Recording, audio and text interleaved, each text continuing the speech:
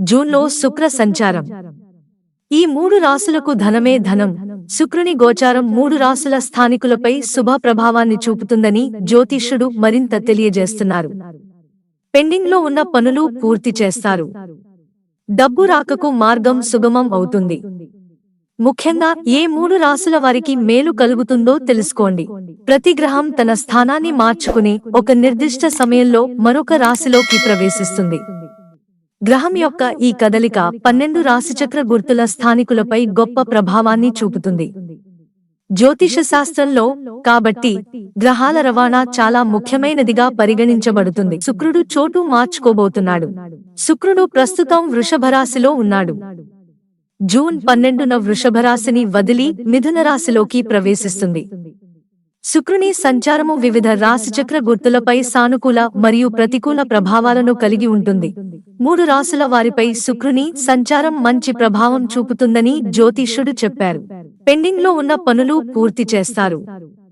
ధన రాకకు మార్గం సుగమం అవుతుంది. ముఖ్యంగా ఏ మూడు రాశుల వారికి మేలు కలుగుతుందో తెలుసుకోండి.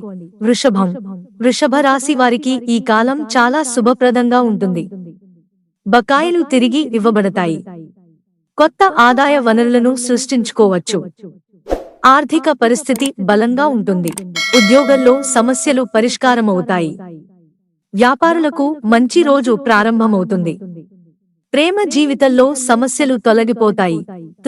తులారాశి వారికి సమయం చాలా బాగా నడుస్తుంది. పెండింగ్లో ఉన్న పనులు పూర్తి చేస్తారు. అన్ని ప్రయత్నాలలో విజయం లభిస్తుంది. వస్తు సౌఖ్యం పెరుగుతుంది. కుటుంబ సంబంధాలు బలంగా ఉంటాయి. మతపరమైన పనుల పట్ల ఆసక్తి పెరుగుతుంది. విదేశీ పర్యటనలకు వెళ్ళవచ్చు. వైవాహిక జీవితంలో మాధుర్యం ఉంటుంది. కుంభం.